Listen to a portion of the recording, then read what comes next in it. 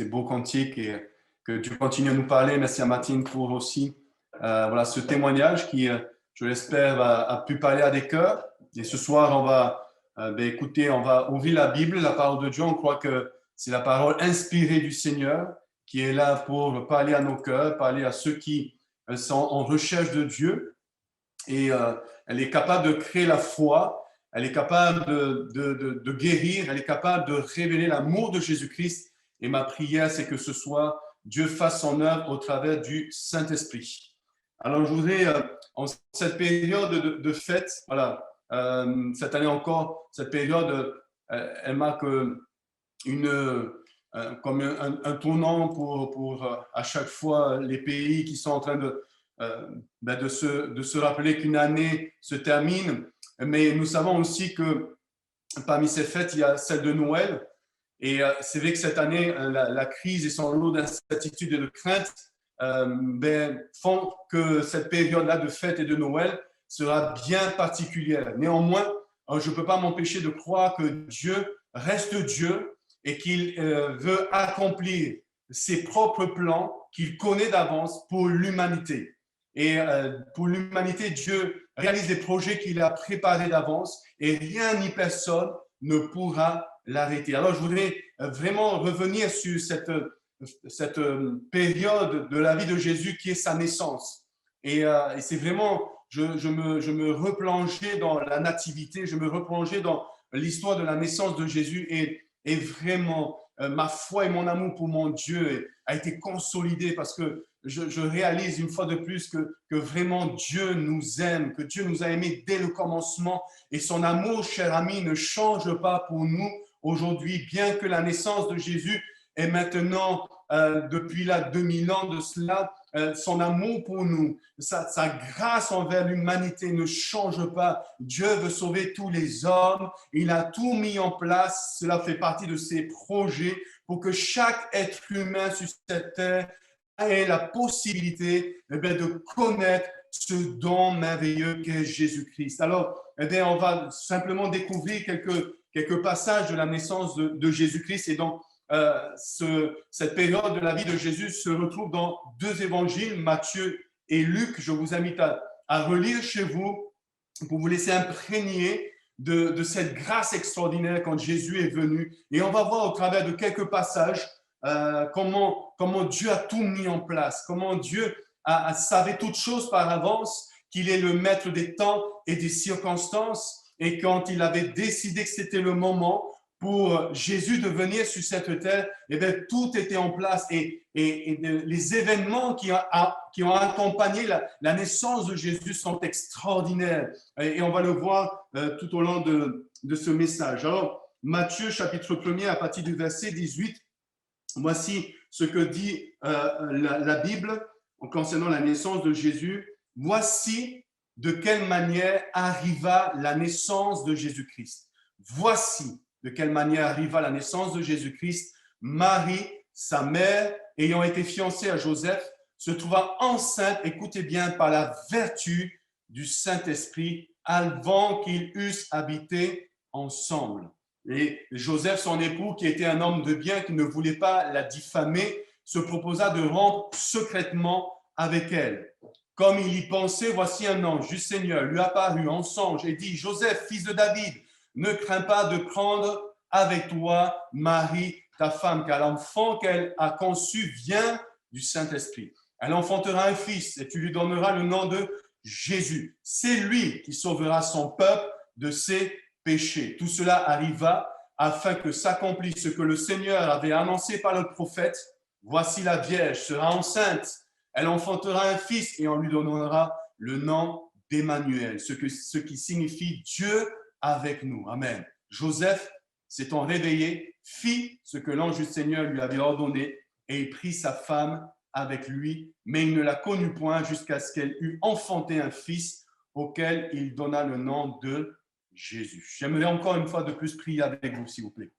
Seigneur, tous ces moments sont entre tes mains. Tu as conduit depuis le témoignage des chants et maintenant nous ouvrons la Bible, les Saintes Écritures. Je prie que ton Esprit Saint touche les cœurs. Tu connais les besoins de chaque personne présente, de celui qui te connaît comme de celui qui ne te connaît pas. Seigneur, agis puissamment dans les cœurs et que tu puisses amener chacun à une foi solide en toi et dans ta parole. Que ton nom soit béni, Seigneur. Amen. Cette période de l'humanité ne passa pas inaperçue.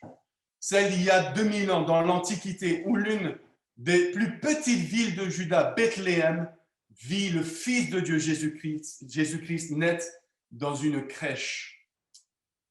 Quand je partage ce soir cette parole de la nativité, vous avez certainement entendu parler, vous connaissez par la littérature, par peut-être votre éducation religieuse. Avez-vous suivi, comme Martine, aussi une religion et donc vous avez une certaine connaissance de ce moment particulier de la naissance de Jésus-Christ.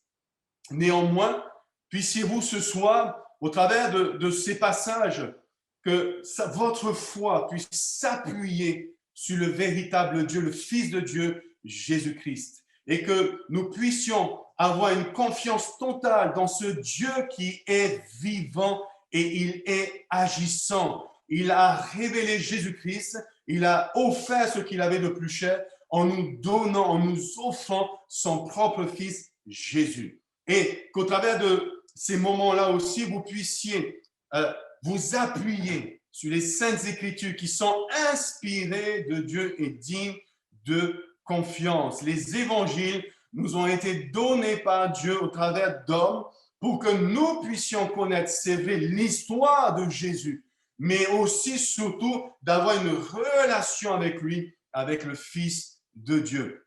Et de comprendre aussi que Dieu est vraiment le maître absolu sur les temps et les circonstances sur terre. Le prophète Daniel l'avait dit, il est le maître des temps et des circonstances. C'est lui qui change les temps et les circonstances. Et enfin, que vous puissiez, que nous puissions connaître ce Dieu qui se plaît dans l'insignifiant, le dérisoire et l'inintéressant traité par les hommes. Parce que quand on va voir ensemble l'histoire de la nativité, je vois là un événement avec un contexte bien particulier qui est insignifiant aux yeux des hommes, qui est dérisoire pour les hommes, voire inintéressant, et pourtant c'est là où Dieu a voulu que le Fils de Dieu puisse naître. Et dans tout cela, on peut considérer d'après les Écritures que Jésus, non seulement c'est vrai, il est venu comme un simple homme, mais Jésus est Dieu. Et c'est là où nous sommes limités, où l'homme est limité.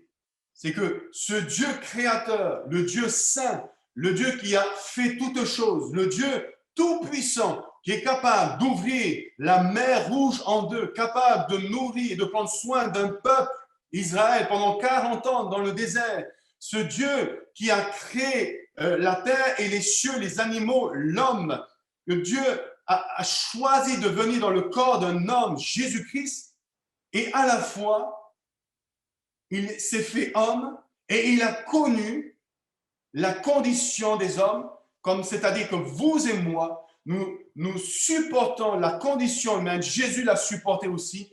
Il a été tenté en toutes choses sans jamais pécher. Donc Jésus était à la fois cet homme parfait et ce Dieu parfait. Et pourtant, Dieu a choisi que Jésus puisse naître en tant que simple homme. Et cela me montre qu'à la fois, ce Dieu tellement grand, tellement puissant, est aussi proche de nous et nous comprend et te comprend, mon ami. Il comprend tes tentations, il comprend les épreuves que tu traverses, il comprend la souffrance que tu vis. Parce que lui aussi a souffert, c'est vrai, physiquement, quand il va sur cette croix et quand les pieux, les clous sont plantés dans ses poignets, dans ses pieds, dans cette couronne d'épines sur sa tête. Il a souffert la nudité, il a souffert la soif, la faim, il a souffert la solitude, il a souffert le rejet. Il te comprend, il te comprend. Il n'est pas insensible à ta souffrance. Néanmoins, le Seigneur est capable ce soir, parce qu'il est tout puissant, de venir à ton aide et de t'apporter paix, consolation, délivrance, guérison et pardon. Oh Seigneur, je te loue de tout mon cœur parce que tu t'es fait homme comme moi et tu as supporté toutes choses afin que tu me montres aussi que tu me comprends alors dans mes faiblesses et dans mes manquements. Mais Dieu vient avec tout ça, toute puissance et son amour pour te relever et te fortifier ce soir. Voilà comment Dieu a permis ainsi qu'il soit incarné en un homme comme vous et moi. Et pour cela, il a choisi. Il n'a pas choisi, voyez, il n'a pas choisi l'épouse du souverain sacrificateur. Il n'a pas choisi la femme la plus connue à ce moment-là à Nazareth ou en Israël, mais il a connu une simple femme. Il a choisi une simple femme, Marie, une femme d'une famille modeste, dans une vie modeste avec son fiancé Joseph. Et il a choisi. Il a choisi, vous savez pourquoi il a choisi Marie? Parce qu'il lui a fait grâce, mais aussi parce qu'il a vu un cœur humble, un cœur capable de porter cette promesse d'un fils qui allait délivrer Israël sans jamais s'enorgueillir. Elle est restée humble, elle a gardé ses paroles dans son cœur et elle repassa les promesses de Dieu dans son cœur. Et Dieu a choisi Marie parce qu'elle avait une foi extraordinaire. Quelle grâce quand Dieu choisit les cœurs humbles et que ce soir, il puisse trouver des cœurs humbles, des cœurs qui se sentent petits à leurs yeux parce qu'ils veulent dépendre d'un Dieu extraordinaire, qui veulent dépendre d'un Dieu merveilleux, qui sont prêts à livrer leur vie tout entière à Christ. Oui, Dieu choisit les choses insignifiantes pour glorifier, non pas au travers de l'apparence et le pouvoir, mais pour se glorifier par la bonté, l'humilité et la douceur. Cher ami, Dieu ne cherche pas que vous lui prouviez que vous le méritez, mais il cherche un cœur humble et un cœur repentant, un cœur qui reconnaît ses faiblesses, qui reconnaît son péché, qui reconnaît sa misère et qui vient devant lui en disant « Seigneur, prends tout, prends-moi, prends mon cœur, change-moi, libère-moi, transforme-moi ». Le Seigneur cherche des cœurs humbles et non pas des cœurs orgueilleux. Jésus est venu d'une manière insignifiante, désintéressée, dans une vie petite, faible. Lui, le Fils de Dieu. Je ne sais pas si vous réalisez, quand il est dit Fils de Dieu, c'est-à-dire qu'il est incarné en Dieu, de Dieu, qu'il est engendré de Dieu, cela lui donne le titre du Dieu véritable, Jésus. Ce Dieu-là a quitté son ciel de gloire. Il s'est abaissé parmi les hommes, il s'est soumis même parfois aux hommes. Il s'est abaissé pendant un temps. Il s'est dépouillé lui-même pour être semblable à nous et pour pouvoir s'offrir volontairement sur la croix. L'ange avait dit à Marie et à Joseph que le fils qu'ils allaient avoir sera appelé le fils du Dieu très haut. Le Seigneur Dieu lui donnera le trône de David, son père. Et pourtant, il a choisi des êtres humains modestes, humbles, pour être issus d'eux. Regardez aussi, je vais un peu plus loin, le lieu où est né Jésus. Nous le savons, la culture le dit, c'est dans la pensée populaire, nous savons que Jésus est né dans une étable et que la crèche en bas de chaque sapin voilà, représente aussi le lieu où Jésus était là avec Marie, Joseph et les animaux. Mais quand même, quand je réalise cela, lui, le Dieu glorieux, le Dieu extraordinaire, a choisi de naître dans une mangeoire. Honnêtement, si vous vouliez que la personne, le personnage le plus imminent, le plus important de la terre vienne parmi les hommes, auriez-vous choisi une mangeoire? Auriez-vous choisi une crèche? Non, nous aurions choisi normalement le plus beau des hôtels, le plus beau des palais. Mais Dieu a choisi que son propre fils naisse dans l'endroit le plus insignifiant, une crèche, une mangeoire. Parmi les animaux. Pourquoi? Parce qu'il n'y avait plus de place dans l'hôtellerie. L'hôtellerie était le lieu réservé en fait, en réalité, aux voyageurs qui étaient de passage. Donc, ils séjournaient dans ces endroits-là et vu la forte influence, parce que Joseph et Marie remontaient à Bethléem pour se faire recenser. Mais il n'y avait pas de place. Aucune place pour le Fils de Dieu. Et pourtant, Dieu avait choisi. C'était prévu et permis par Dieu que Jésus ne naisse pas dans un lieu réservé aux hommes de circonstances, mais qu'il naisse dans l'endroit le plus insignifiant. Bien-aimé, Dieu a décidé volontairement que son propre Fils naisse dans une mangeoire.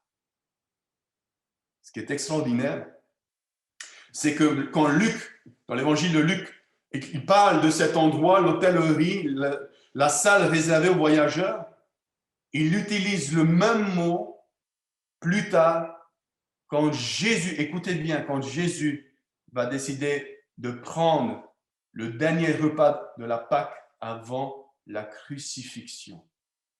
C'est-à-dire que Jésus, là où il a été rejeté avant qu'il naisse, va revenir pour prendre le dernier repas avec ses amis avant la croix. Jésus revient là où il a été refusé.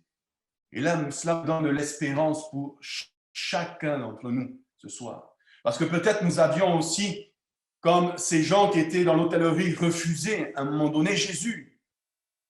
Mais Jésus revient encore. Il revient, il frappe à la porte de ton cœur, afin que tu ouvres ce soir ton cœur, afin qu'il vienne avec toi et que tu sois avec lui et qu'il puisse manger, souper avec toi. Oui, parce que Dieu est plein de compassion pour toi. Car si tu as refusé un temps, Jésus, il vient encore ce soir parce qu'il veut souper avec toi. Mais revenons encore à la naissance de Jésus. Mais je me dis, Seigneur, tu as tout fait pour qu'il n'y ait plus de place dans l'hôtellerie afin que Marie et Joseph aillent dans cette mangeoire. Et je ne me mets même pas à la place de Marie, là, sur le point d'accoucher. Elle aurait préféré un endroit plus confortable, mais non, cette femme a décidé de se plier et d'aller là dans cet endroit où il y avait des animaux, où il devait faire froid. Pas de lit, pas rien, juste une mangeoire là où les animaux mangent. Oh Seigneur, merci. Merci d'avoir choisi de naître dans une crèche. Pourquoi? Parce que voyez-vous, permettez-moi de faire ce parallèle entre la crèche et notre vie. Quoi de plus insignifiant que nos cœurs? Quoi de plus malpropre qu'un cœur tourné dans le péché? Et si Dieu a décidé que son Fils, lui le saint, lui le pur, lui le juste, de naître dans un endroit insignifiant, il est capable aussi de venir naître en toi, mon ami. Il est capable de faire naître en toi cette vie pure, cette vie sainte, cette vie extraordinaire, parce qu'il a payé le prix fort. Et quand il est monté sur la croix, le sang de Jésus a coulé. Et parce que le sang de Jésus a coulé, alors nos péchés peuvent être effacés. Mon péché peut être lavé et purifié. Dans la mesure où je viens à Jésus et que je réalise ma misère, je réalise que ma vie est vide, qu'elle est vide, elle est pleine de souillure, elle est pleine de faiblesse. Alors je dis à Jésus, Seigneur, viens naître en moi comme tu es venu naître dans cette étable. Et je me dis aussi que l'humanité et Israël en particulier ont été déçus. Pourquoi? Parce qu'ils attendaient le libérateur. Ils n'attendaient pas un petit enfant dans une crèche, mais ils attendaient le roi des rois pour venir délivrer Israël de la domination romaine, comme Dieu l'avait fait au temps de Moïse et d'Israël en Égypte. Et l'humanité n'est-elle pas déçue quand on leur parle du Fils de l'homme, Jésus de Nazareth, Et il nous dit, mais c'est là votre Dieu, celui qui est resté sur la croix, celui qui a été trahi par Judas. Mais il est où votre Dieu, disent l'humanité? Il est où votre Dieu quand il y a les guerres, l'injustice, la misère? Il est où votre Dieu? Oui, ce Dieu, c'est Jésus de Nazareth. Oui, c'est ce nourrisson qui est né dans cette étable. Oui, c'est lui le roi des Juifs et le roi des rois, le libérateur qui a pris la condition humaine pour te sauver et me sauver aussi. Oui, je crois en ce Dieu, le Fils de l'homme Jésus-Christ, car j'ai entendu dans les Écritures, j'ai lu dans les Évangiles et j'ai cru qu'il est réellement le Fils de Dieu. Oh, mon ami, ne t'arrête pas à ce que tu as entendu, ce que tu crois en Jésus, dans tes raisonnements, dans ton éducation religieuse ou dans les critiques que tu peux même avoir sur Jésus-Christ de Nazareth. Viens et crois, viens et reçois-le de tout ton cœur. Alléluia. Que le Seigneur puisse faire naître en toi cette vie nouvelle. Oui, cette vie, notre vie ressemble ainsi certainement à cette crèche, cette mangeoire, mais Jésus veut y naître en toi. Il veut te donner une vie nouvelle. Alléluia. Un autre aspect où Dieu a choisi d'être insignifiant, d'être petit aux yeux des hommes.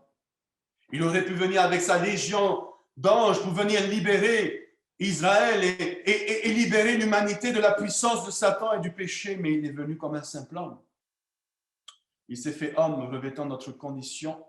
Il a donc subi tout ce qu'un être humain peut subir dans son corps et dans ses pensées sans jamais pécher. Jésus a donc choisi de venir comme un simple homme et a choisi donc Marie à qui une grâce lui a été faite.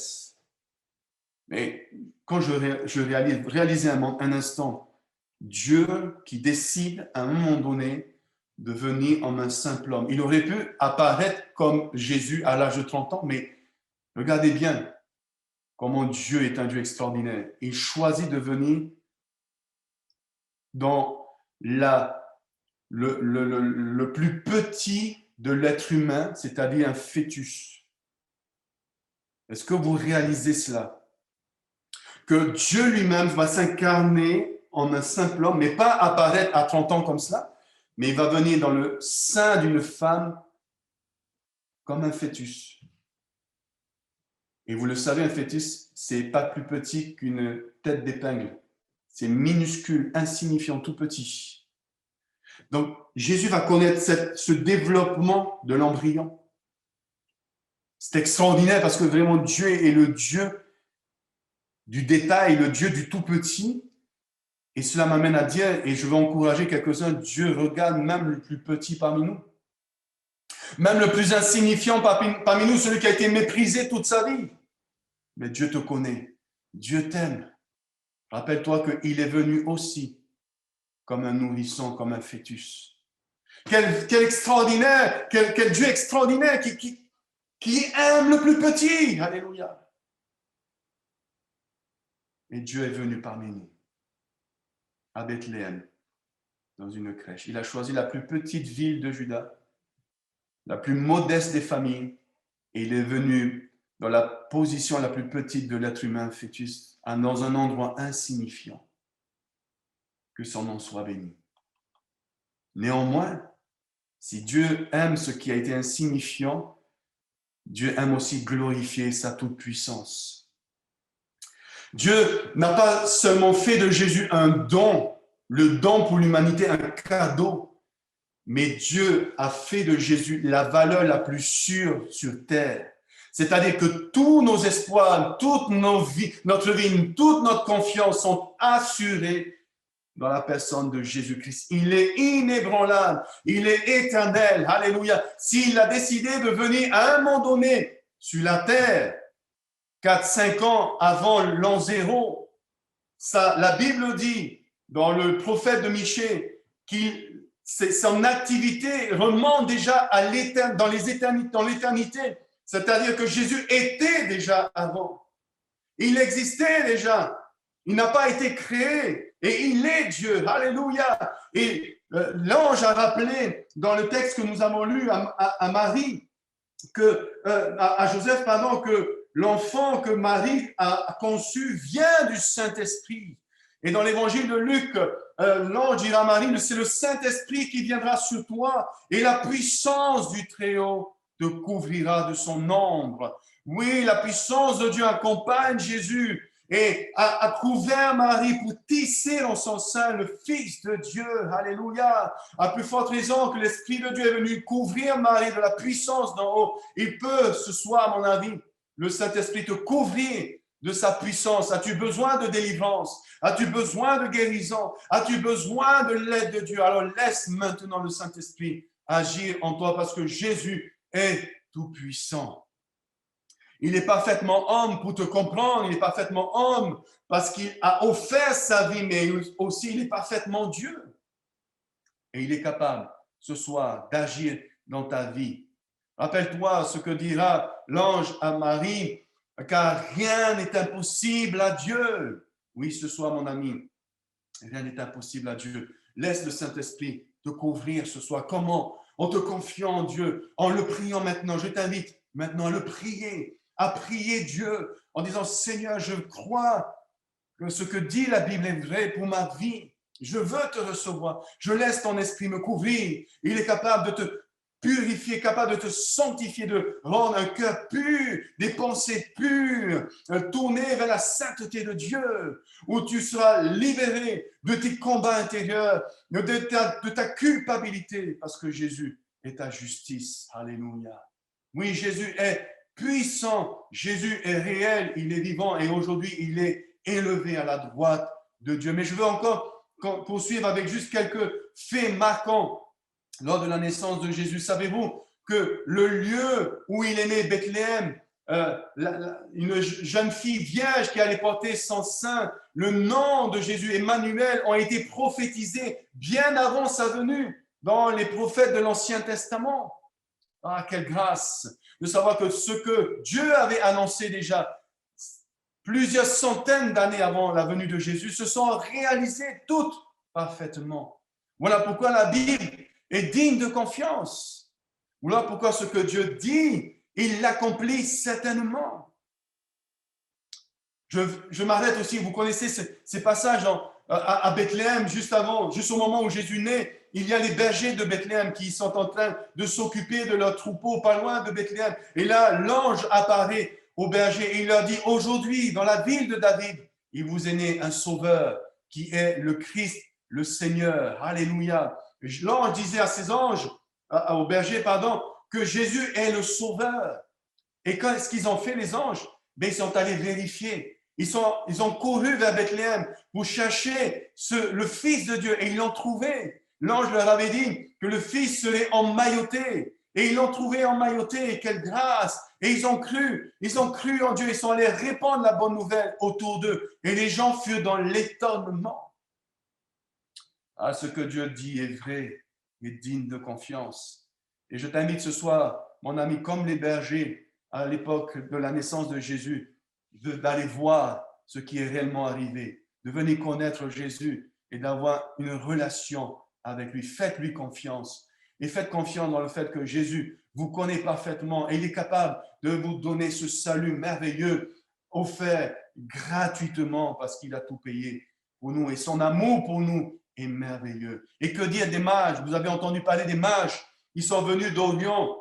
Alors souvent, on associe l'Orient à Babylone, mais il se pourrait que ces mages viennent davantage de Perse. Et là, ils avaient vu depuis le pays cette étoile qui éclairait plus que les autres. Et ils ont su, en faisant des recherches, que cette étoile annonçait le roi des Juifs. Et ils sont allés jusqu'à Jérusalem pour vérifier si cela était exact. Et on leur a dit que c'était à Bethléem qu'il devait naître. Et ils sont allés pour l'adorer. Ils sont allés pour adorer le roi des Juifs. Et mon ami, je veux t'inviter ce soir, en offrant ta vie à Jésus, de devenir toi aussi un adorateur. Un adorateur que le Père cherche en esprit et en vérité. Car quand Jésus vient dans notre vie, c'est pas simplement pour dire, ça y est, je suis sauvé, mais c'est pour lui offrir toute notre vie, nous consacrer entièrement à Dieu. C'est ce que Dieu attend de toi. Comme les mages ont traversé et ont voyagé pendant des semaines, voire des mois, pour traverser ces centaines de kilomètres entre le pays et Bethléem. Toi aussi, mon ami, viens t'engager pleinement dans le Seigneur. Fais cet effort pour Christ et tu verras que toi aussi, tu deviendras ce disciple du Seigneur. Alors, en conclusion, le Seigneur n'a pas changé, il est le même aujourd'hui. Celui qui est né à Bethléem il y a 2000 ans de cela est venu aussi, il a grandi et à l'âge de 30 ans, il s'est manifesté pleinement en accomplissant les miracles, des guérisons et il a offert sa vie pleinement sur la croix et aujourd'hui, il est élevé, il est à la droite de Dieu et il te connaît. Et ce soir, il te désire, il désire que tu viennes à lui pour que tu reçoives la vie nouvelle et que dans ton engagement avec le Seigneur par la foi, eh bien, tu t'engages et que tu sois cet adorateur et que tu l'adores en esprit et en vérité. Publie le nom de Jésus autour de toi. Offre ta vie au Seigneur. Crois qu'il a des projets de paix et non de malheur, qu'il a préparé des œuvres par avance afin que tu les accomplis. Que son nom soit béni. Recevez le Seigneur maintenant par la foi. On va prier. Je vous invite à incliner vos cœurs et surtout à laisser le Saint-Esprit agir maintenant.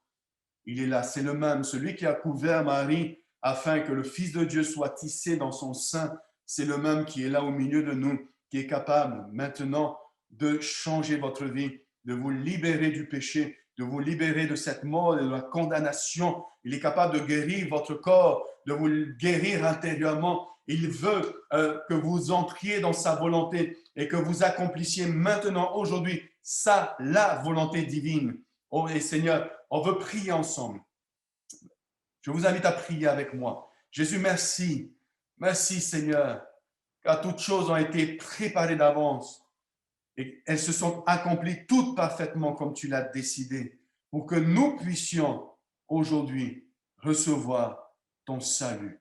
Seigneur, merci. Et je veux te prier pour ceux et celles qui cheminent avec toi. Seigneur, qu'ils puissent naître de nouveau par la foi. Seigneur, tu attends de la foi, la confiance et aussi cette confession qu'ils ont besoin de toi. Seigneur, nous prions ensemble pour eux afin que, Seigneur, tu leur accordes un plein pardon et tu le fais maintenant, qu'ils te reçoivent comme leur sauveur, mais aussi comme leur Seigneur qui dirige leur vie, qu'ils soient ces adorateurs en esprit, en vérité, et qu'ils t'offrent entièrement leur vie. Au nom de Jésus, sois béni, Seigneur. Amen.